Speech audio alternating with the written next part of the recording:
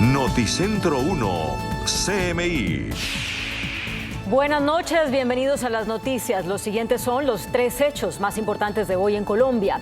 La productividad de los trabajadores este año es del 1,24%. Esa es una de las cifras importantes para la negociación del salario mínimo de 2023. Con esa cifra y con la proyección de inflación anual del Banco de la República, el salario entonces podría llegar a 1.140.000 pesos. Vamos a ampliar esta noticia en nuestra emisión nacional a las 9 de la noche. La Corte Internacional de Justicia de La Haya iniciará el lunes las audiencias orales en el proceso que adelanta por la demanda de Nicaragua contra Colombia por la plataforma continental extendida. El canciller Álvaro Leiva, que viajará el sábado a los Países Bajos, aseguró esta noche a Noticentro 1 CMI que con este proceso Colombia no va a ver afectados sus límites marinos en el Caribe. Ampliación de esta noticia en nuestra emisión nacional a las 9 de la noche. Las autoridades en Bogotá llamaron la atención por el incremento de las enfermedades respiratorias y de contagios con COVID-19. La alcaldesa mayor de la ciudad, Claudia López, mostró su preocupación porque el 50% de los habitantes de la capital no se ha puesto el refuerzo contra el COVID-19, lo que podría disparar los contagios en esta época decembrina. Descartó, eso sí, el uso obligatorio del tapabocas y recomendó mantenerlo en el transporte público y cuando haya síntomas de gripa.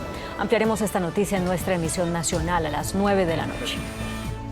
Las siguientes son las noticias más importantes del mundo hoy. Alarma en España. 6 sobres bomba, uno de ellos dirigido al presidente del gobierno y otros a las embajadas de Estados Unidos y Ucrania, activan a los cuerpos de seguridad y provocan cierres de sedes diplomáticas. La lava del volcán más grande del mundo avanza en Hawái y amenaza a las comunidades.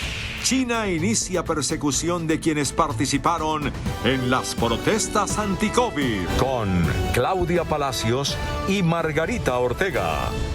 Hay alerta en España después de que fuera interceptada una carta dirigida al presidente del gobierno español, Pedro Sánchez, similar a la que explotó hace unas horas en la Embajada de Ucrania en Madrid, lo que causó heridas leves a una persona. Varias sedes diplomáticas, incluida la de Estados Unidos, fueron cerradas por seguridad.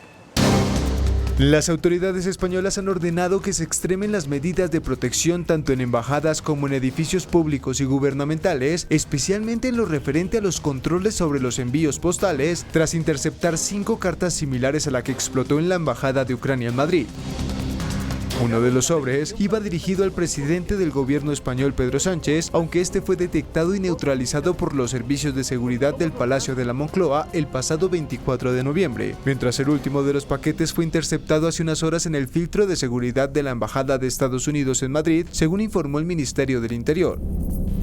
La primera noticia sobre esta serie de cartas con material pirotécnico se tuvo apenas hace unas horas, cuando una de ellas explotó mientras era manipulada por un empleado de la Embajada de Ucrania, lo que le produjo heridas leves en una mano. El hecho también provocó una reacción en Kiev que ordenó el refuerzo de la seguridad en todas sus representaciones diplomáticas. La lava del volcán más grande del mundo sigue avanzando y se acerca cada vez más a la población en la mayor isla de Hawái. Con el volcán Mauna Loa en plena erupción en la isla grande de Hawái, las autoridades locales y los residentes vigilan de cerca su impresionante flujo de lava que corre en ríos sobre sus laderas por primera vez en casi 40 años. De hecho, el preocupante avance del magma ya tiene bajo amenaza una importante carretera que es crucial por ser la ruta más rápida que une el este y el oeste de la isla, que podría verse fuertemente afectada si este corredor vial es destruido. La lava está a menos de 6 kilómetros de la ruta y las autoridades no parecen tener un plan si esta llega lo suficientemente cerca de la carretera como para representar un peligro. Y por ahora el magma parece moverse hacia una área relativamente plana, por lo que se está desacelerando y extendiendo. Las autoridades de China desplegaron herramientas de alta tecnología para perseguir a quienes participan en las protestas contra las restricciones por el COVID-19. Las autoridades chinas desplegaron sofisticadas herramientas de vigilancia para acabar con una ola de protestas en todo el país, utilizando programas de reconocimiento facial y datos de localización para ubicar y detener a los manifestantes. La policía de Beijing pudo haber utilizado los datos de localización de los teléfonos captados por los escáneres o los códigos sanitarios de COVID, escaneados por las personas que tomaban los taxis en las zonas donde tenían lugar las protestas. Además, en las aplicaciones de las redes sociales chinas altamente vigiladas, cualquier usuario que publique contenidos de protesta puede ser fácilmente localizado, ya que las plataformas exigen el registro del nombre real. Esto hace que las autoridades chinas tengan facilidad de detener a las personas que protestan contra las políticas de cero COVID.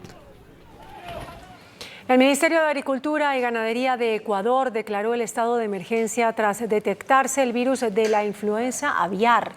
Más de 180.000 aves fueron sacrificadas y se prohibió durante 90 días la venta de productos avícolas en varias zonas del sur de ese país. Sin embargo, la entidad informó que la influenza aviar no constituye un riesgo para la salud de quienes consumen huevos y pollo. La cumbre de la Alianza del Pacífico se llevará a cabo el miércoles 14 de diciembre en Lima. Será liderada por el presidente de ese país, Pedro Castillo. La cumbre estaba programada para realizarse originalmente el pasado viernes, 25 de noviembre, en Ciudad de México. Sin embargo, los líderes de la alianza acordaron encontrar otra fecha para que Castillo pudiera asistir después de que el Congreso peruano negara la salida del país a ese mandatario. La Unión Europea advirtió que Twitter debe reforzar sus medidas para proteger a los usuarios de los discursos de odio y la desinformación o se enfrentará a una prohibición.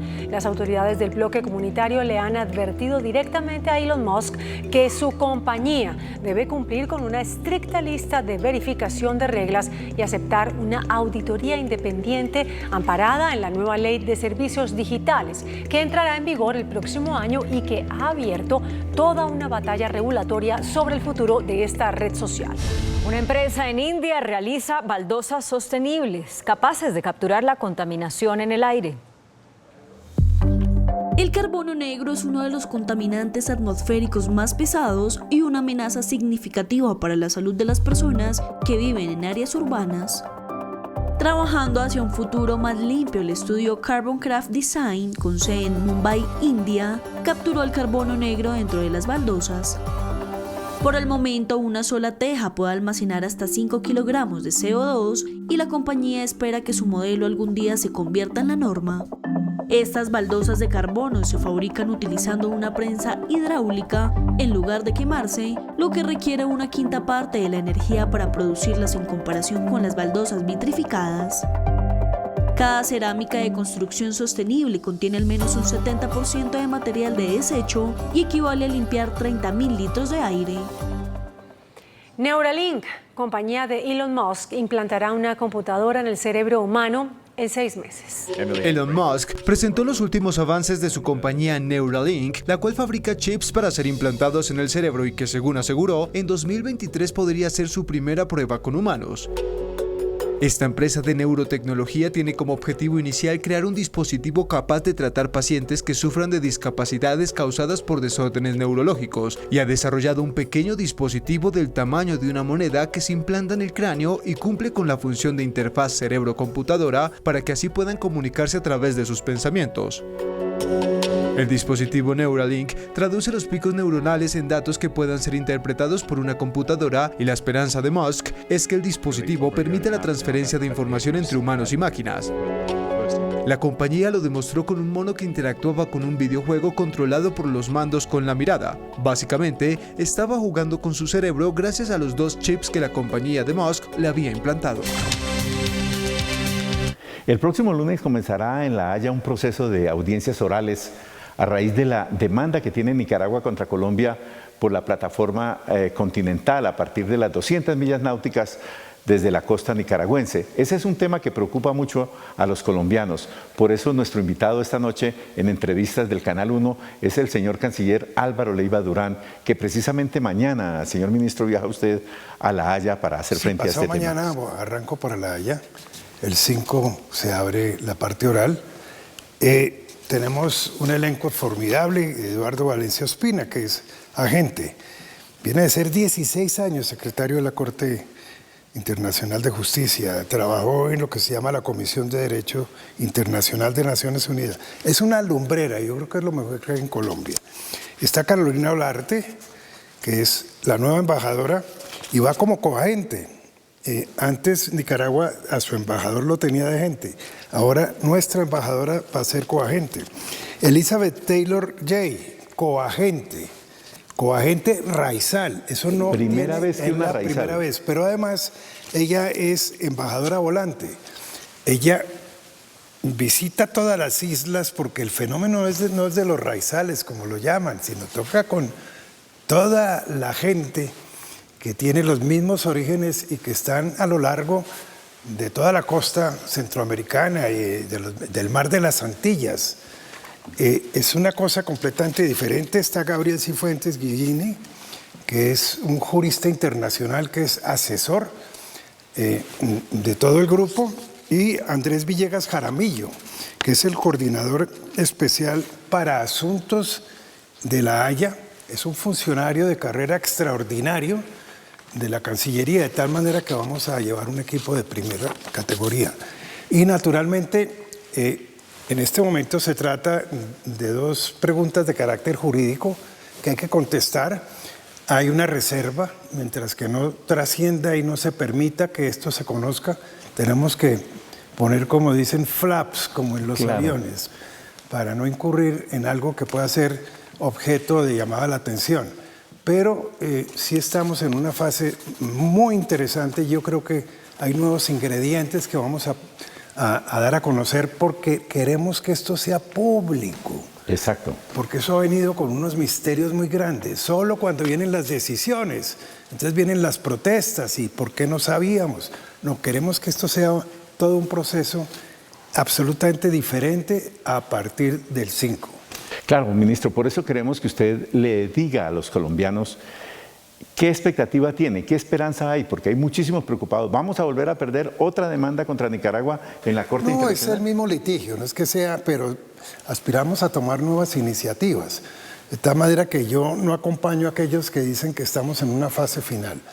Aquí vamos no a la fase final, sino vamos a buscar la manera de que se reconozcan unos derechos que están allí. Pero eso hace parte, digamos, de una estrategia que en su momento es reservada. Eso no significa que no vamos a estar dando noticias, no solamente al país, sino a nivel internacional, porque las decisiones que se tomen allí tienen unos alcances que van más allá de los intereses de Colombia. Claro, porque hay terceros países que se pueden resultar pero no solamente acá, sino en otras partes del mundo, más allá en Asia. Claro. Hay un par de decisiones que se van a tomar, de tal manera que yo me siento tranquilo, creo que es una fase interesante. Tenemos a los raizales detrás y naturalmente el agente principal. Y dicho sea de paso, los asesores internacionales, que son muy buenos, se van a mantener. Aquí no es que haya un cordón que de la noche a la mañana se corta, no. Hay que construir sobre lo sucedido. Sí, ¿y lo que ha venido sucediendo ha sido bueno o malo para el país? Pues digamos que de todo un poquito. En principio, unas son de cal y otras son de arenas. Pero a propósito de la costumbre internacional que se quiere aplicar, o a propósito de la plataforma, que parece que va hacia un lado que no es precisamente el que señala Nicaragua, y a propósito de las pruebas técnicas, pues todo esto es un acervo que yo creo que vamos a hacer valer en esta oportunidad. De acuerdo, pero ¿los límites de Colombia se pueden afectar? No, yo no creo que los límites de Colombia se van a afectar de ninguna manera, no señor.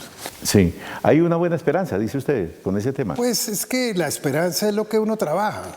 Y naturalmente con un equipo de esta naturaleza yo creo que hay argumentos que se pueden exhibir, se pueden exponer y se pueden defender. Ahora, lo que viene la semana entrante son las audiencias orales. ¿Ya pasó el proceso escrito? No, en este momento es a propósito de unas audiencias orales para contestar dos preguntas. ¿Y eso cómo es? No, simplemente se contestan. Sí. Contestan en una fase oral. Pero dejemos saber qué pasa y después del 9 seguramente podemos dar noticias. Muy bien, señor ministro. Otro tema que es de su competencia también es el tema de de las negociaciones con el Ejército de Liberación Nacional que comenzaron o se reanudaron en Venezuela y que seguramente tengan continuación en otros países. ¿Hay alguna noticia sobre ese tema? Pues sí, yo quiero significar lo siguiente. Yo pedaleo al lado. Hay un alto comisionado, hay un responsable y hay un equipo que se ha integrado para las negociaciones, que es conocido ampliamente. ¿Qué le puedo dar como noticia importante para su medio y que sea chiva?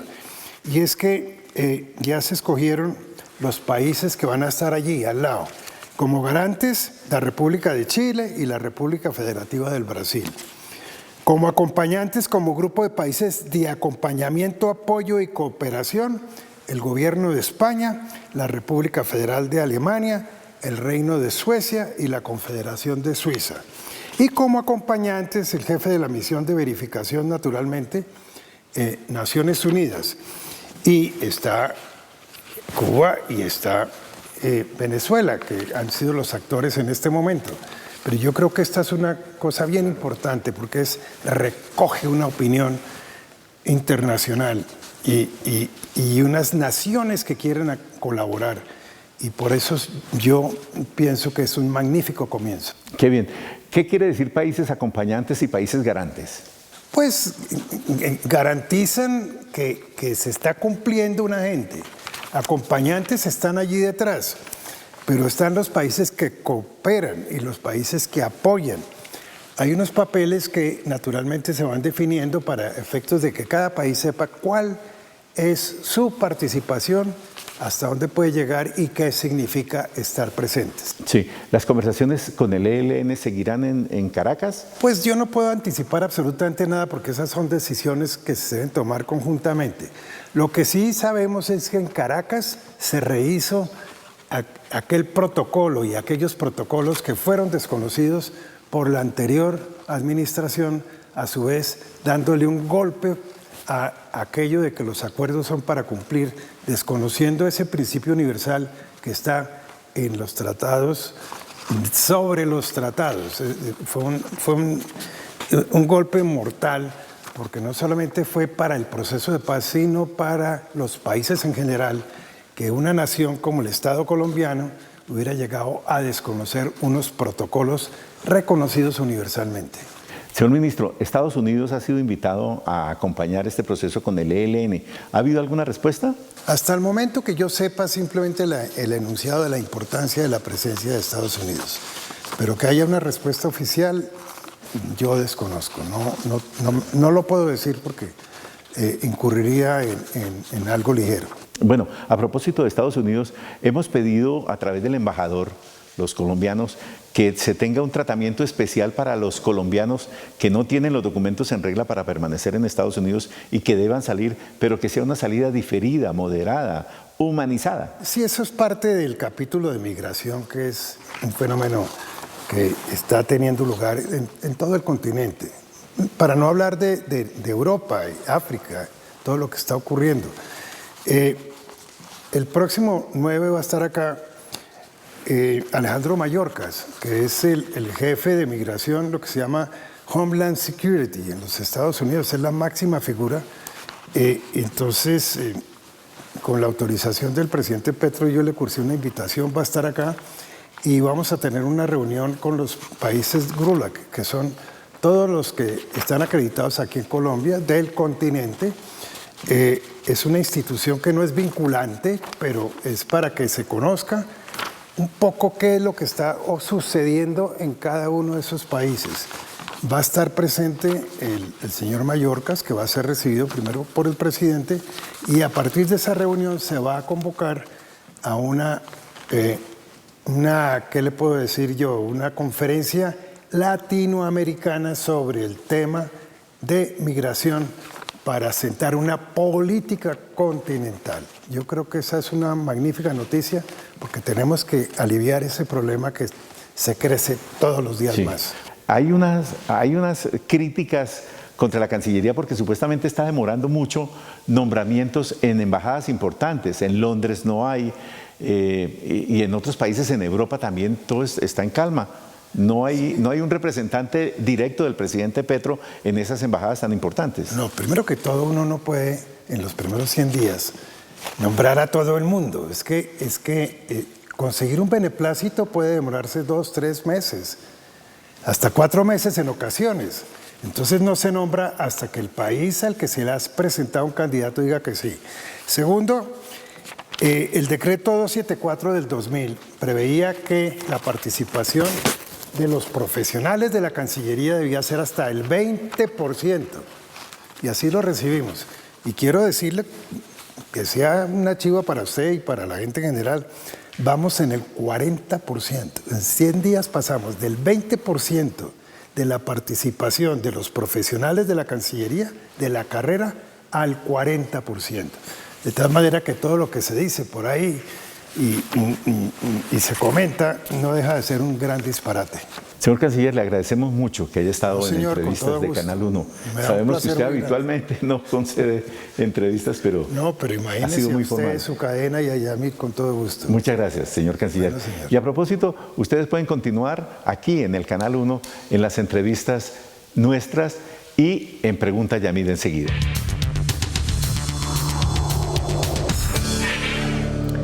Muy buenas noches. Nuestro segundo invitado para esta noche es el doctor Jorge Andrés Carrillo. Él es el gerente general de las empresas públicas de Medellín, EPM.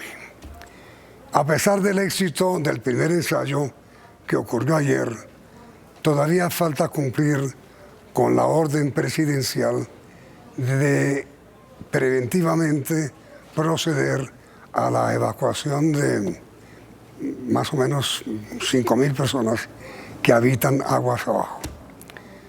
¿Cuánto tiempo, doctor Carrillo, buenas noches, gracias por aceptar, demorará este proceso de evacuación de los habitantes aguas abajo? Buenas noches, Yamid, para ti y para todos los televidentes. A ver, ese proceso está atado a una prueba que ya se definió en el Consejo Departamental de Gestión del Riesgo. Es una prueba que es exigente, sin embargo, tenemos absoluto control de las máquinas, como lo demostramos en los días pasados, y esas pruebas entre las dos máquinas pueden durar alrededor de 5 horas. 5 horas.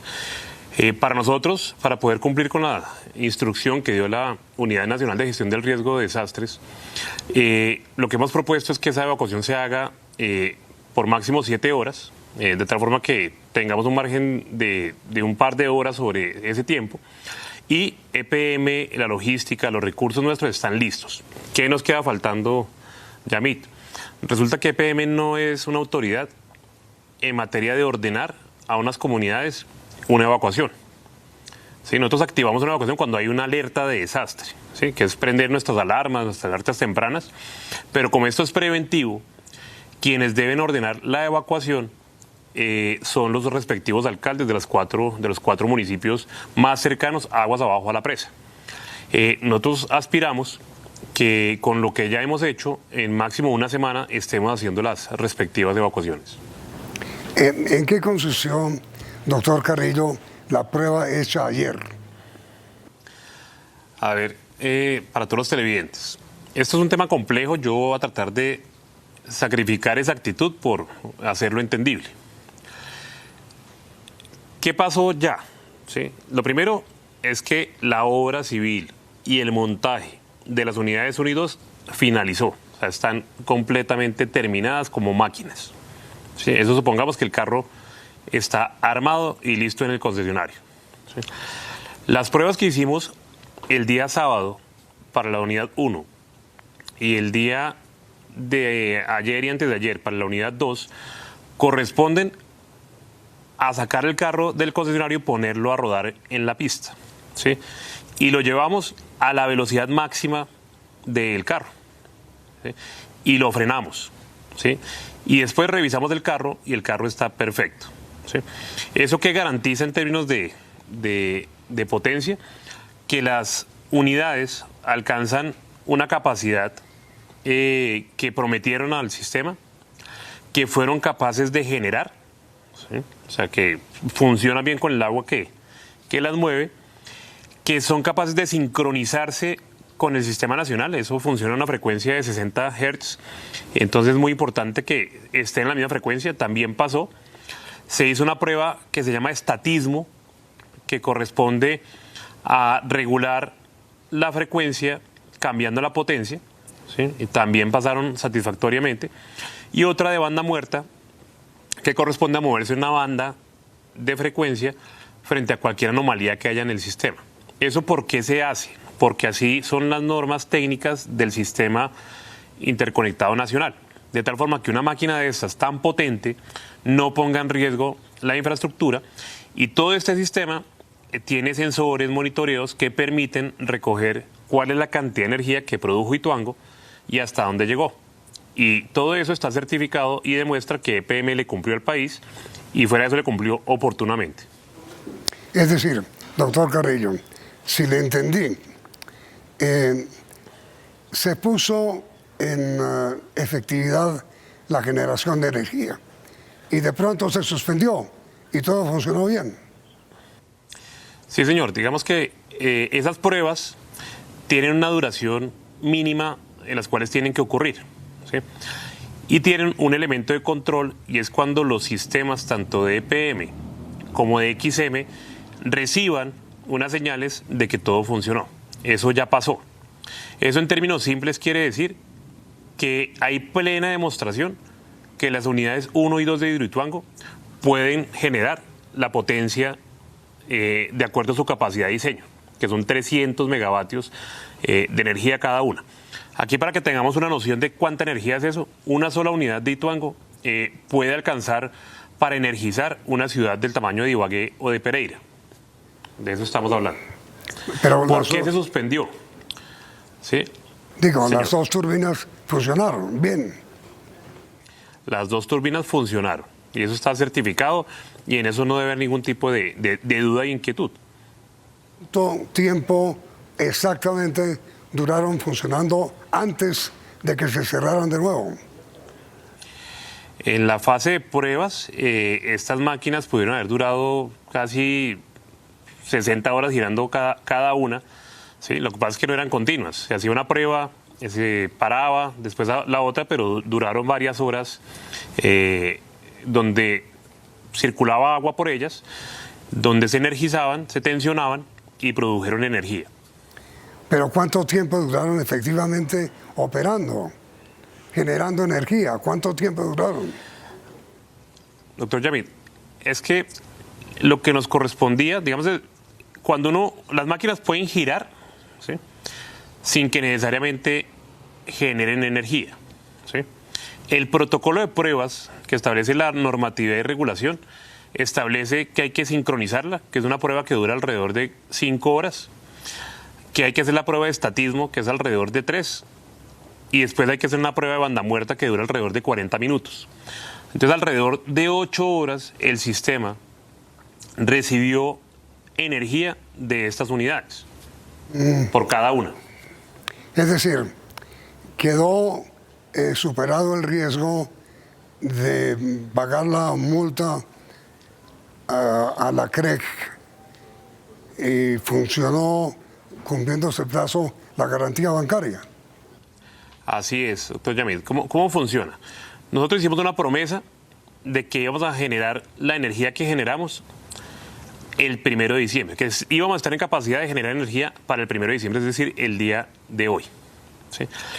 Para nosotros poder ofertar esa energía, teníamos que tener las máquinas listas y disponibles y certificadas antes de las 8 de la mañana del día de ayer, ¿sí? Lo logramos hacer a las 7:40 de la mañana. O sea, tuvimos solamente 20 minutos de holgura, ¿sí? Pero le cumplimos a la regulación. Y como le cumplimos, no hay necesidad y no sería, pues, lógico que la CREC iniciara una actuación administrativa porque se cumplió. Es más, en los próximos días nosotros esperamos es que nos devuelvan esa garantía bancaria, porque ya no hay derecho a exigirla. ¿Y cuánto tiempo calcula usted, doctor Carrillo, que durará el proceso de evacuación de la gente? Doctor Yamid, nosotros estamos listos. ¿Qué quiere decir que esté listo EPM? Que ha socializado cómo opera el proyecto, como pues, lo pueden ver de pronto a mis espaldas. Ha socializado a qué comunidades cubre, ¿sí? Más o menos un censo de comunidades. Estamos hablando de alrededor de 3.500 personas de 4 municipios. Ha generado insumos técnicos a los municipios para que activen sus planes de contingencia y estamos listos. Tenemos incluso recursos, porque esto por supuesto cuesta, ese costo lo va a asumir EPM. También estamos listos.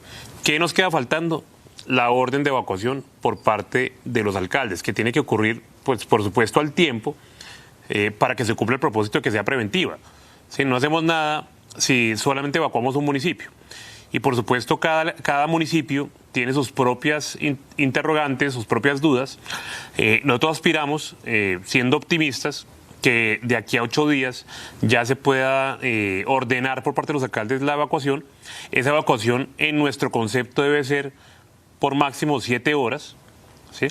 Y de esa manera, si se cumpliera ese cronograma, en 9 días estarían generando energía continua las unidades 1 y 2 de Ituango. ¿Y a dónde van a llevar a la gente que van a evacuar, doctor? Es muy importante reforzar que el proyecto es absolutamente seguro, que está controlado y está monitoreado, ¿sí? Lo que ustedes ven atrás es simplemente un resumen de más de 4.120 sensores que nos dan información en tiempo real de variables tanto de oscilaciones, vibraciones, hidrológicas, de todo tipo en el proyecto. ¿Eso qué quiere decir? Que estas pruebas, si bien es una prueba exigente desde el punto de vista electromecánico, no generan ningún riesgo a las comunidades. Pero en atención a la orden de la unidad de gestión del riesgo, lo que vamos a hacer es alejarlas de las riberas del río en una ubicación que determinan los alcaldes municipales, ¿sí? Esa es una alternativa. La otra alternativa que se está discutiendo es si por la temporalidad de la evacuación preventiva, más bien damos unas ayudas que permitan que las familias hagan se vayan a una modalidad que se llama autoalbergue. Y es que ellas se salgan de su vivienda, que está en la zona donde se presenta la alerta, y ellas, con los recursos que nosotros les damos, busquen dónde alojarse mientras ocurre la evacuación. Pero los sitios los define y la modalidad los municipios. Ahora mire, doctor Carrillo, finalmente, los colombianos que tienen talento humorístico para todo, ya no llaman a Hidroituango, sino le dicen Hidro y cuándo. Esa es mi pregunta. ¿Cuándo van a generar energía definitivamente? Eso ya ocurrió, doctor Yamit, y fue el 30 de noviembre del año 2022, una fecha absolutamente histórica para EPM, gracias al trabajo incansable de muchas personas que se tuvieron que sacrificar para sacar el proyecto adelante. Y el proyecto demostró que está listo. ¿Por qué no puede entrar? Por una orden de una autoridad. Puede que no la compartamos, pero la respetamos. Y estamos corriendo para que nos dejen generar. El país lleva pidiendo a grito esta energía. EPM la tiene lista. Dependemos de terceros para entregarla. Que nos digan cuándo. Si quieren mañana a las 6 de la mañana, EPM está listo. Si quieren pasado mañana, está listo. Pero el cuándo fue el 30 de noviembre. Pero sí, claro, ayer lo que hablábamos ahora. Pero ¿cuándo entrará a funcionar definitivamente? ¿Antes de cuándo, calcula usted? Este año. Este año tiene que entrar sí o sí las 2 unidades de manera continua. ¿Sí? No podemos demorarnos tanto en la evacuación. Esto ya le cuesta plata a EPM. Recordemos que estos son recursos públicos. Es nuestro deber generar energía, pues a eso nos debemos, a suministrar energía limpia, económica, renovable, a un país que la está necesitando y que la puede obtener a un mejor precio si nos dejan entrar. Pero mi pregunta final, doctor Carrillo, agradeciendo su aceptación, ¿eso será este año? A mí, yo tengo las máquinas listas, no voy a insistir en eso. Tenemos el protocolo de evacuación listo, pero yo no firmo los decretos que ordenen la evacuación. Los alcaldes han sido muy colaborativos, las comunidades han sido receptivas también. Yo aspiro que esto no dure más de una semana, ¿sí? Y a partir de que hagamos la evacuación, a la hora estamos prendiendo las turbinas de manera continua. Pues doctor Jorge Andrés Carrillo, gerente general de EPM, Empresas Públicas de Medellín, muchísimas gracias por aceptar esta invitación y mil felicitaciones, porque parece por fin Muchas gracias, Yamil. que al final del túnel ya hay luz. Mil gracias a usted, doctor Carrillo. A usted, Yamil, por la invitación y gracias a todos y feliz noche. Gracias. Ya ustedes le gracias por la sintonía y continúen aquí, en Noticentro 1. CMI. Noticentro 1, CMI. Comisión de Concertación fija productividad para alza del salario mínimo. Colombia no perderá límites en su litigio con Nicaragua, asegura el canciller Álvaro Leiva en diálogo con Noticentro 1 CMI. Aterradora violencia contra los niños en Colombia se revela en audiencia en el Congreso. Procuraduría pide a la Justicia Especial para la Paz, JEP, investigar violencia sexual durante el conflicto. Misteriosa muerte de ciudadano salvadoreño, comisionado de la ONU para la Paz en Colombia. Asesinan en Cauca a otro ex militante de las FARC, firmante del acuerdo de paz. 4 muertes y miles de desplazados en Tumaco. Bloqueada por protesta vía entre Medellín y Manizales.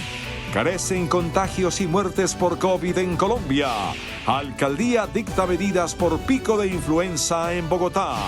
Comienza controversia sobre futuro de la isla de Gorgona. No puede ser base militar, dicen ambientalistas. Sigue baja del dólar. Con Claudia Palacios y Margarita Ortega. Iniciamos nuestra segunda hora de noticias. Se conoció hoy la cifra de productividad base para la negociación del alza en el salario mínimo para el 2023. Según el DANE, la productividad en 2022 aumentó 1,24%. Con esta base, la Comisión de Concertación Salarial comenzará a discutir el aumento al salario mínimo. En un encuentro tripartito, gremios, centrales obreras y gobierno nacional definieron la productividad de todos los factores de 1,24% como el primer índice para la negociación del salario mínimo. Este aumentó 0,5 puntos en comparación a la del año 2021. Es una cifra que incluye los elementos centrales y fundamentales para poder determinar la productividad del país. La productividad laboral por hora trabajada, 0,67%. La productividad laboral por persona empleada, 0,8%. Y como ya lo mencionó la ministra, la productividad total de los factores, aquí está el factor trabajo, el factor capital, todos los factores, que fue la que acogió la mesa, de 1,24%. La representación de los gremios en la mesa habla de una concertación para la próxima semana. Buscar, ojalá de la manera más calmada y con mayor solidaridad, que encontremos un consenso en torno al salario mínimo. Para las centrales obreras del país no es suficiente cifra alguna si no se combate la inflación. Si no se detiene el crecimiento del costo del galón de gasolina, los arriendos, la educación, la salud, el tema agrario, en las vías terciarias que faciliten llegar a los mercados los productos de consumo de la canasta familiar, es imposible hablar de una cifra que satisfaga las necesidades de los trabajadores. Con una proyección de inflación anual del 12,5% del Banco de la República, el aumento del salario mínimo estaría entre un 14 y 15%, es decir, un sueldo mínimo aproximado al 1.140.000 pesos. Luisa Fernández, Noticentro 1, CMI. El canciller Álvaro Leiva Durán aseguró esta noche a Noticentro 1 CMI que Colombia no va a perder límites en el proceso que la Corte Internacional de Justicia de La Haya reanudará el lunes por la demanda de Nicaragua para delimitar la plataforma continental de los dos países en el Caribe. La cuestión pendiente con Nicaragua ante la Corte Internacional de Justicia es la pretensión de ese país de delimitar con Colombia la plataforma continental más allá de las 200 millas náuticas a partir de las costas nicaragüenses. Pero en el asunto no hay posibilidad de una pérdida de límites históricos del país, afirmó esta noche el canciller. A propósito de la costumbre internacional que se quiere aplicar, o a propósito de la plataforma que parece que va hacia un lado que no es precisamente el que señala Nicaragua, y a propósito de las pruebas técnicas, pues todo esto es un acervo que yo creo que vamos a hacer valer en esta oportunidad. De acuerdo, pero ¿los límites de Colombia se pueden afectar? No, yo no creo que los límites de Colombia se van a afectar de ninguna manera, no señor. El canciller Leiva anunció que todo el proceso será público y el gobierno colombiano estará informándole al país detalladamente sobre el desarrollo de la demanda. En el Congreso fueron reveladas las cifras alarmantes sobre el aumento de toda clase de violencia contra menores de edad. Este año ya se han reportado 17.600 casos de abuso sexual. Un SOS desde la Comisión de Infancia y Adolescencia por las alarmantes cifras de violencia contra menores. Que en temas de delito sexual, que es una cifra que nos preocupa muchísimo como sociedad civil, tenemos un incremento del 16,6%. En el 2021 se reportaron 14.690 casos de abuso sexual y este año llevamos 17.618 casos. La representante además denunció que en lo corrido de 2022 se han registrado 520 muertes de niñas, niños y adolescentes por homicidio. El representante Julián Peinado también presentó graves cifras. Hemos encontrado que el 55% de los niños, niñas y adolescentes de nuestro país se encuentran en situación de pobreza extrema. Por otra parte, hemos encontrado que se han aumentado de manera significativa y relevante los problemas de salud mental, inclusive los suicidios en adolescentes entre 12 y 19 años. Desde el Congreso diseñaron un plan de trabajo que le presentarán al Gobierno Nacional para abordar esta situación. La Procuraduría General le pidió a la Jurisdicción Especial para la Paz que abra un macrocaso sobre violencia sexual y de género. Desde agosto de 2021, la Procuraduría le pidió a la Sala de Reconocimiento de la JEP que abra un macrocaso sobre la violencia sexual que cometieron actores armados en el marco del conflicto. Todos los actores armados legales e ilegales han cometido diversas formas de violencia motivados por la discriminación basada en el género y originadas en la sexualidad de las víctimas, advierte la solicitud firmada por 4 procuradores. Anotan que hay vejámenes contra niñas, mujeres y personas diversas que no están siendo investigados. Las autoridades investigan la muerte de un observador internacional de Naciones Unidas cuyo cuerpo sin vida apareció flotando en un río del departamento del Huila. Un observador de la misión de la ONU en Colombia fue hallado muerto en un río del departamento del Huila. Se trata de David Alexander Rivas Palacios, quien hacía parte de la Policía Cívica de El Salvador y estaba desaparecido desde el domingo. Fue hallado un cuerpo sin vida en el río Tune, zona rural de Palermo, Huila, que de acuerdo a las autoridades competentes podría tratarse de nuestro colega David Alexander Rivas Palacio. Según información del comandante de bomberos en Palermo, Huila, la víctima practicaba rappel en el río Tune, un afluente con chorros y caídas de agua hacia el río donde apareció muerto. La Corte Constitucional llamó la atención a la unidad de víctimas por exigir pruebas desproporcionadas a quienes solicitan un reconocimiento oficial como víctima del conflicto. La Corte cuestionó que la unidad de víctimas le pidiera pruebas a 3 personas para que demostraran si realmente eran o no víctimas del conflicto armado, concretamente de los delitos de homicidio, desaparición forzada y desplazamiento forzado. 2 de los casos eran de viudas que pedían la inclusión en el registro único de víctimas por el asesinato de sus cónyuges. La Corte advirtió que la unidad de víctimas desconoció las normas vigentes al trasladar la carga probatoria a estas personas en estos casos. Las autoridades en el Cauca adelantan las investigaciones para dar con los responsables del asesinato en Caloto de un desmovilizado de las FARC. José Reinel Cano, de 32 años de edad, se convierte en el firmante de paz número 38 asesinado en Colombia en lo corrido del 2022. Transitaba por el corregimiento El Palo, zona rural de Caloto, cuando fue alcanzado a disparos. Su acompañante también perdió la vida. Pertenecía a una cooperativa del municipio de Caloto, la cual tiene servicio de seguridad establecida por la Unidad Nacional de Protección. Una situación que ya eleva a 38 los asesinatos cometidos este año de firmantes de la paz. Después de la firma del acuerdo de paz con la guerrilla de las FARC, 343 excombatientes han sido asesinados en el país. Al menos 4 muertos y miles de desplazados es el balance que entregaron las autoridades de los combates que se registran en zona rural de Tumaco, en el departamento de Nariño, entre grupos disidentes de las FARC. Crítica situación de orden público en el departamento de Nariño por los enfrentamientos que protagonizan disidencias de las FARC. Hay un enfrentamiento también entre estos dos grupos en zona ya de la Tola, una zona de las comunidades afrodescendientes. Se han presentado hasta ahora 4 personas asesinadas, miembros de estos grupos, que son pues especialmente los grupos de la Segunda Marquetalia y del Comando Coordinador de Occidente. Además de estos 4 muertos en combates, se agudiza la situación por el desplazamiento. Hoy se está presentando un desplazamiento masivo de la comunidad indígena en resguardos en Tumaco, especialmente en Llorente, comunidad Agua. Se hace un llamado al gobierno nacional para hacer una presencia integral.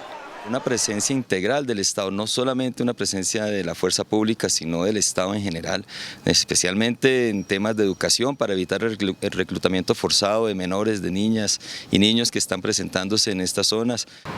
Cifras oficiales dan cuenta de que en este año 2022 han sido perpetradas 91 masacres y han sido asesinados 171 líderes sociales. El ministro de la Defensa, Iván Velásquez, culminó una gira de 3 días a Estados Unidos, donde se reunió con miembros del gobierno de ese país. Luego de la reunión bilateral con el secretario de Defensa de los Estados Unidos, Lloyd Austin, el ministro expresó que el gobierno norteamericano respalda la paz total que ha propuesto el gobierno Petro. La Procuraduría General de la Nación puso la lupa en el polémico contrato de los cementerios de Bogotá.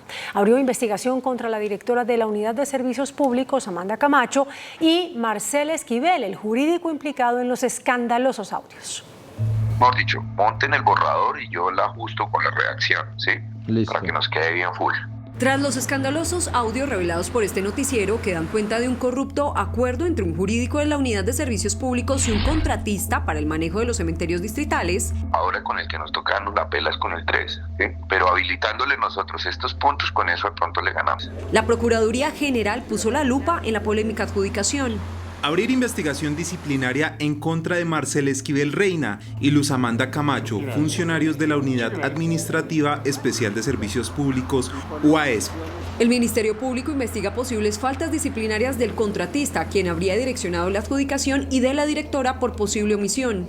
¿Cuáles fueron las actividades de vigilancia, seguimiento y control desplegadas por la señora Luz Amanda Camacho en su condición de directora y, en ese sentido, máxima autoridad administrativa de la entidad sobre sus subordinados? Además dio traslado a la personería para determinar cuánto dinero han retirado los contratistas de la fiducia en la que se maneja la plata de los servicios funerarios. El presidente de Nueva EPS, José Fernando Cardona, afirmó que el sistema de salud necesita evolucionar, pero en conjunto con las EPS. No hay un documento aún que defina los puntos de la reforma al sistema de salud colombiano propuesta por el gobierno nacional. Sin embargo, varias declaraciones de la jefe de esta cartera invitan a una transición de las EPS hacia las redes integrales e integradas del servicio de salud. Nueva es una EPS que no tiene prestadores, entonces evolucionar a gestionar las instituciones que no tenemos, pues no vemos cómo. Hasta que no esté la reforma con claridad en el texto, nosotros seguiremos trabajando en lo que nos corresponde. Lo que sí apoya el presidente de Nueva EPS, que tiene cerca de 10 millones de afiliados, es una evolución del sistema de salud. El sistema debe evolucionar y debe revisarse y hacer una introspección sobre los asuntos que ha puesto sobre la mesa el gobierno nacional. Nueva EPS está en 1.117 municipios. Una protesta de mineros artesanales mantiene bloqueada la vía entre Medellín y Manizales. Mineros artesanales de los municipios de Marmato y Supía en Caldas tienen bloqueada la vía Manizales-Medellín, asegurando que tienen varios conflictos debido a su actividad. Dicen que esta está criminalizada. Manifiestan que no les han respetado su mínimo vital y que no pueden trabajar para sostener a sus familias. Por ello, piden establecer una mesa de concertación en la que participen los ministros de Minas y del Interior. Para darle solución a una problemática que venimos transitoriamente viviendo los habitantes del Alto Occidente de Caldas y los del suroeste antioqueño. Dicen además que las vías terciarias donde se encuentran varias de las minas están en condiciones precarias y que no pueden movilizarse desde hace 8 meses. Sostienen que mantendrán el bloqueo en la vía hasta que los ministros hagan presencia en el lugar. En las últimas horas quedó habilitado un carril para la movilización de vehículos en la vía Cali-Buenaventura. La movilidad por la vía Cali-Buenaventura sobre el kilómetro 59 a la altura del municipio de Tagua, Valle del Cauca, nuevamente fue habilitada a través de contraflujo cada media hora después de estar un mes obstaculizada por un gigantesco cráter causado durante la temporada de lluvia. Hoy el INVIAS está dando apertura provisional sobre un carril para vehículos hasta de 7 toneladas. Esta apertura será desde las 6 de la mañana hasta las 6 de la tarde y dependerá de las condiciones climáticas que haya. La continuidad del paso a un solo carril dependerá también de las condiciones climáticas que serán analizadas a diario por técnicos del INVIAS y su reparación total podría tardar hasta 6 meses. La alcaldía de Bogotá puso en marcha un plan para enfrentar el pico de contagios de COVID y de influenza en la capital de la República. Habilitarán 200 puntos de vacunación este fin de semana. El 50% de los capitalinos no se ha puesto el refuerzo contra el COVID-19, lo que podría disparar los contagios en la época decembrina. Las vacunas contra el COVID-19 que tenemos disponibles en Bogotá siguen siendo y realmente lo más eficaz para protegerse del COVID y en particular de esa variante predominante que sigue siendo Omicron. Aunque el distrito descartó el uso obligatorio del tapabocas, recomendó usarlo en el transporte público y cuando se tenga síntomas de gripa. En este momento no es obligatorio desde el punto de vista de nuestras variables, desde el punto de vista epidemiológico, hacer, digamos, exigible el uso del tapabocas más allá de los hospitales y clínicas y de los sitios geriátricos. Este fin de semana se habilitarán 200 puntos de vacunación en Bogotá para inmunizar contra la influenza y poner las dosis de refuerzo contra el COVID-19. Y luego de varios meses, nuevamente van en aumento los contagios y las muertes por COVID-19 en el país. Suben los contagios y suben las muertes por COVID-19 en Colombia. Estas son las cifras de la última semana. Un total de 3.252 contagios reportados por el Ministerio de Salud. Casos activos, 3.582. El total de contagios desde el inicio de la pandemia, 6.318.000. Las muertes reportadas en la última semana, un total de 16. El total de fallecidos por COVID-19, 141.911 víctimas. Hablamos ahora de los recuperados, que ya son 6.142.640. Por regiones, Bogotá, 1.298 contagios en la última semana. Valle del Cauca, 559 contagios y Antioquia, 363. Estas son ahora las cifras de las últimas 4 semanas, el comportamiento de la pandemia. La semana del 4 al 10 de noviembre, 1.027 contagios, 12 fallecidos. La siguiente semana del 11 al 17 de noviembre, 1.298 contagios, 19 fallecidos. La semana del 18 al 24 de noviembre, 2.112 contagios, 14 fallecidos. Y la última semana del 25 al 1 de diciembre, 3.252 contagios, 16 fallecidos. Un lamentable balance dejó el inicio de las festividades navideñas en Medellín. Este año no fue la excepción. La tradicional alborada de Medellín estuvo marcada por desbordadas cantidades de pólvora detonadas en varias comunas. Un hombre relató cómo su hija de 23 años fue impactada por un volador en uno de sus ojos en Caldas, Antioquia.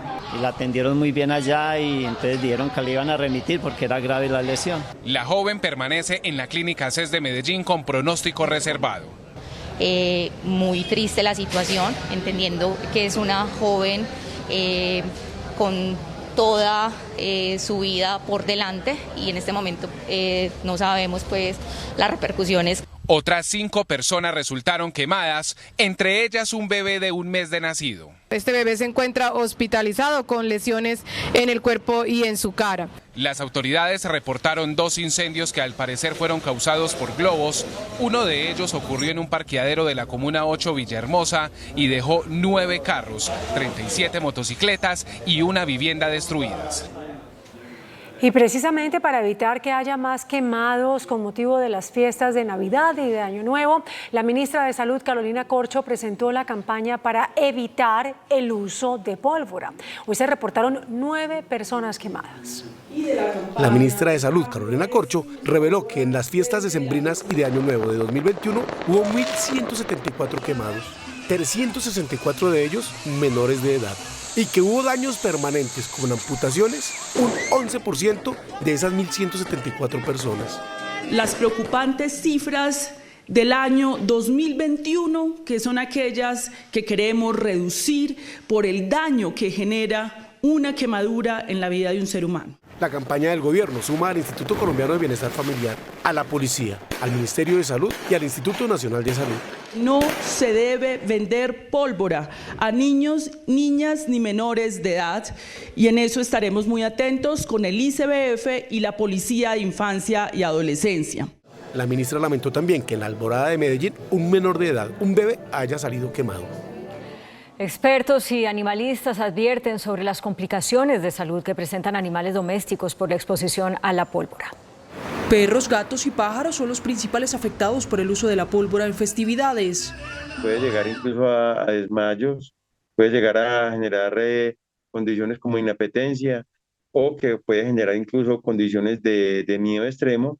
La campaña Cielo sin Calma lleva varios meses evitando el uso de la pólvora en grandes eventos. Busca precisamente invitar a tomadores de decisiones, digamos alcaldes, gobernadores, pero también empresas privadas, a que no contraten espectáculos con pólvora explosiva y más bien transiten hacia otro tipo de espectáculos de entretenimiento masivo, como los shows de luces, de música, los drones. En el Congreso se debate un proyecto para la prohibición de este elemento en algunos escenarios. En la dirección de la Policía Nacional se llevó a cabo esta noche el primer show de pirotecnia amigable con los animales.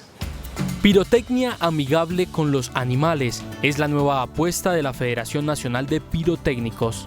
Tenemos pirotecnia amigable con los animales, es una pirotecnia que trabaja más o menos a unos 70-80 decibeles. Dime qué estás haciendo hoy por tu país. El primer show se llevó a cabo el día de hoy a las 7 de la noche en la dirección de la Policía Nacional. En el propósito de dar cumplimiento a la Ley 670/2001, la Policía Nacional quiere dar una muestra de cómo la pólvora puede ser utilizada de una manera segura y sin afectar también a los animales. Un espectáculo pirotécnico amigable con las mascotas, el cual pues va a generar un buen impacto y que creemos que es la primera vez que se va a hacer aquí en Bogotá un evento de esta magnitud donde las personas pueden ir con sus mascotas y las mascotas incluso podrán disfrutar de la magia de la pirotecnia. Menos ruido para no afectar a los animales, especialmente a perros y aves.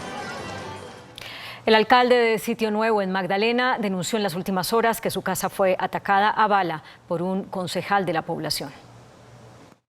El concejal de Sitio Nuevo Magdalena, Rafael Vergara Torrado, llegó en la soledad de la madrugada al frente de la casa del alcalde José Alcides Manga.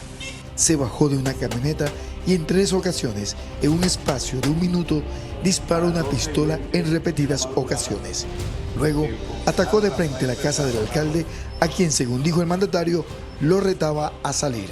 El concejal Vergara Torrado llegó a mi residencia, donde le propinó unos disparos a la estructura de mi vivienda, afectando la puerta, la ventana y haciendo unos disparos hacia arriba.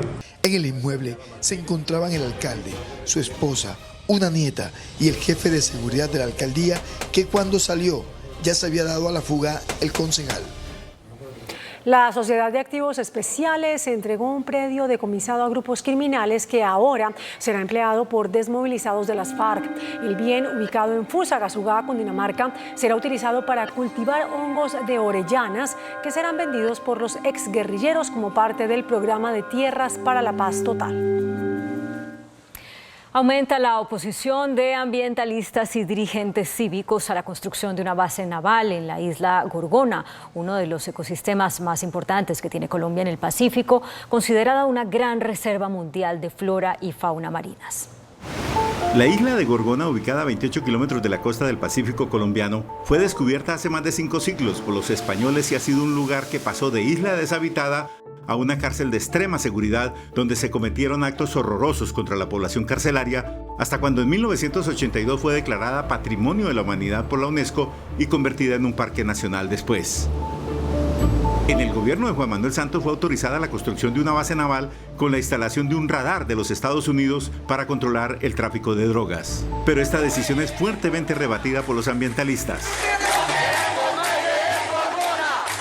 Están aterrados con que se vaya a construir una instalación militar en Gorgona porque eso le hace daños graves a esa isla. A nadie se le ocurriría establecer una inspección de policía en la mitad de la Plaza de Bolívar para cuidar a los congresistas, pues se busca otro sitio. Los defensores de la Gorgona presentaron una acción popular ante el Tribunal Administrativo de Cundinamarca. Estamos esperando que el Tribunal Administrativo dé la orden de suspender esas obras. La acción popular claramente está dirigida a que se detenga y se prohíba la construcción de ese tipo de infraestructura en la isla Gorgona. Es un tesoro nacional que debemos respetar. Los ambientalistas emplazan al presidente Petro para que pare la obra. Yo creo que el presidente Petro tiene una oportunidad única para desautorizar ese puerto, puesto que ese puerto fue autorizado en gobiernos anteriores. Él insiste mucho, yo tengo mis dudas, pero él insiste mucho en sus amores ambientales. Bueno, tiene la posibilidad de demostrarlo. La exdirectora de Parques Nacionales, Julia Miranda, explicó que en su administración se autorizó la construcción de la base naval porque considera que Gorgona es un paso de narcotraficantes que debe ser neutralizado. El abogado Reinaldo Villalba, defensor del senador Iván Cepeda, acusó a la Fiscalía de buscar un vencimiento de términos en el proceso contra el expresidente Álvaro Uribe por presunta manipulación de testigos. Tras 9 días en los que la Fiscalía pidió cerrar el proceso al expresidente Álvaro Uribe por presunta manipulación de testigos, fue el turno de las víctimas del proceso, en este caso el senador Iván Cepeda. Los presupuestos probatorios están en la actuación procesal. Distinto es que la Fiscalía no los quiera ver, que los oculta ante el despacho, que los tergiverse en sus maniobras interpretativas. El abogado del senador Iván Cepeda dijo que la Fiscalía busca que se agoten los términos en el caso Uribe y así el proceso prescriba. En las dos solicitudes de preclusión ha sido evidente su afán de desconocer el copioso y contundente trabajo probatorio que llevó a cabo la Corte Suprema. El expresidente Uribe es investigado por presuntamente intentar cambiar las declaraciones de los exparamilitares Juan Guillermo Monsalve y Carlos Enrique Vélez. La inseguridad tiene azotado el transporte público en Bogotá. 3 hechos con heridos se registraron en las últimas horas. Las autoridades están tras la pista de los delincuentes. Alerta por robos en el transporte público en Bogotá. Un joven identificado como Michael Durán, de 23 años, recibió una puñalada en medio de un robo en inmediaciones de la estación de Transmilenio Alquería. Intentan hurtar a este joven, 2 personas, una de ellas con arma blanca, le genera una lesión en la altura del pecho. Horas antes, un usuario fue herido con arma de fuego en medio de un robo en un bus del SITP en el sur de la ciudad. A pesar de que esta modalidad, insisto, la que es el atraco como tal, ha venido disminuyendo, el de mayor afectación es la modalidad de cosquilleo y también estamos realizando actividades para prevenir esto. Ni el transporte intermunicipal se salvó. En la madrugada de este jueves, delincuentes interceptaron un bus en la avenida Boyacá con Esperanza y con armas de fuego amenazaron a los pasajeros para despojarlos de sus pertenencias. En lo corrido del año, 5.525 personas han sido robadas en los buses de Transmilenio, 122% más que el año anterior, casi 18 casos al día. Hay alerta en España debido a las interceptaciones de varias cartas bomba, como la que explotó en la embajada de Ucrania. La lava del volcán Mauna Loa está a poco más de 6 kilómetros de una carretera clave para Hawái. Europa amenaza con prohibir Twitter si no modera sus contenidos. Las noticias del mundo en Noticentro 1 CMI. Las autoridades españolas ordenaron que se extremen las medidas de protección tanto en embajadas como en edificios públicos y gubernamentales, especialmente en lo referente a los controles sobre los envíos postales, tras interceptar 5 cartas similares a la que explotó en la embajada de Ucrania en Madrid. La lava del volcán Mauna Loa está a poco más de 6 kilómetros de una carretera clave para Hawái, debido a que es la ruta más rápida que une el este y el oeste de la isla, que podría verse fuertemente afectada si este corredor vial es destruido. Un alto funcionario de la Unión Europea advirtió que Twitter necesita reforzar sus medidas para proteger a los usuarios de los discursos de odio, la desinformación y demás contenido perjudicial, o se enfrentará a una prohibición por moderación de contenido. El presidente de FENALCO, Jaime Alberto Cabal, criticó los incrementos de la tasa de usura que impactarán las compras con tarjetas de crédito. El comercio del país considera que la tasa de usura es extremadamente alta, afectando la dinámica del consumo de los hogares. De acuerdo con la Superintendencia Financiera, la tasa que regirá para el mes de diciembre será de 41,4%, la más alta desde 2007. Eso es muy perjudicial no solamente para el comercio, sino para la economía en general. Por lo tanto, desde FENALCO hemos venido planteando, y hoy queremos ratificarlo y lo vamos a hacer formalmente al Gobierno Nacional, la necesidad de cambiar la fórmula de cálculo de la tasa de usura. Precisamente la medida que va en línea con el incremento de las tasas de interés del Banco de la República, hoy en el 11%, busca frenar la demanda de crédito y bajar la inflación. Sin embargo, para Fenalco, la tasa es muy alta. Obviamente puede que no se cancelen, pero se dejan de usar. Es decir, la gente deja de usar las tarjetas de crédito para comprar y eso deprime nuevamente el consumo. Finalmente, el dirigente dijo que se espera un descenso de las tasas en el próximo año. La ministra de Agricultura, Cecilia López, anunció medidas e incentivos para apoyar al sector cafetero. Para la titular de la cartera agropecuaria, el sector cafetero requiere de una reforma propia para el fortalecimiento de la industria. Se buscará incentivos para incrementar el área sembrada de pequeños productores, renovación de cafetales, el fomento de gestión de riesgo y acceso a instrumentos financieros, entre otros temas. Se dispondrá del incentivo de capitalización rural. Ayudarnos para que para la cosecha que se empieza a sembrar a principios de año no se frene por productores endeudados. La funcionaria dijo que parte de las medidas busca reducir las altas tasas de pobreza que hay en el campo colombiano. El 54% de los productores cafeteros se encuentran en pobreza o vulnerabilidad de acuerdo al CISBEN. Entonces, una actividad que puede llegar a generar casi 4.000 millones de dólares de exportaciones por año, no puede tener una cantidad de productores que contribuyen a esa generación en situación de pobreza. Hoy se cumplió el segundo día del Congreso Cafetero en la capital del país. No hay día sin IVA, pero tenemos algo mejor, los WOM Days. Aprovecha del 1 al 4 de diciembre y lleva tu Samsung Galaxy A53 de 128 GB con el 20% de descuento. ¡Pásate ya! Esta noche quedaron elegidos los 8 integrantes de la Junta Directiva de la Cámara de Comercio de Bogotá para el periodo 2023-2026, que fueron escogidos por los afiliados a la entidad. La elección de los 8 representantes de los empresarios en la Junta Directiva de la Cámara de Comercio se realizó en las últimas horas, con 1.247 votos. Entre los elegidos están el exministro de Defensa y expresidente de Fenalco, Guillermo Botero, el exministro de Desarrollo y actual presidente de Fenalco, Jaime Alberto Cabal, el abogado Enrique Vargas Lleras, hermano del exvicepresidente Germán Vargas Lleras, el empresario y abogado Alberto Preciado. Otros de los elegidos son Morely Rubio, Martín Emilio Pinilla, Alejandro Mejía y Mario Niño Torres. Esta elección es para el periodo 2023-2026. El gobierno expidió el decreto que elimina el día sin IVA. De esta manera se confirma la decisión de no llevar a cabo esta jornada que estaba programada para mañana viernes. La decisión se dio luego de la expedición de un decreto del Ministerio de Hacienda en el que deroga este beneficio. La ANDI y Fenalco reportaron una desaceleración en la venta de vehículos durante el mes de noviembre. De acuerdo con el informe de la Cámara Automotriz de la ANDI y Fenalco, las ventas de vehículos al mes de noviembre ya presentaron la primera desaceleración. De esta manera, para el mes de noviembre se registraron 22.625 unidades, lo que representó una reducción del 4,2%. Por lo tanto, en el acumulado hasta el mes de noviembre, los vehículos que se vendieron totalizaron 240.458 unidades, que significó una caída del 3,9%. El decrecimiento ya responde a la coyuntura de la economía colombiana y al incremento de las tasas de interés por parte del Banco de la República. El índice de capitalización de la bolsa, que mide el comportamiento de las 20 principales acciones, cerró a la baja.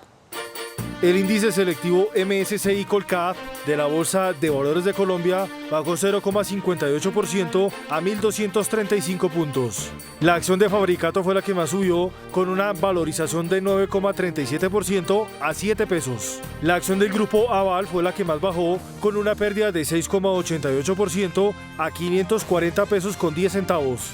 La acción más negociada de la jornada fue la de Ecopetrol, al movilizar más de 336.000 millones de pesos, con una variación positiva de 0,44% a 2.300 pesos. El dólar cerró a la baja. Indicadores económicos en Noticentro 1 CMI.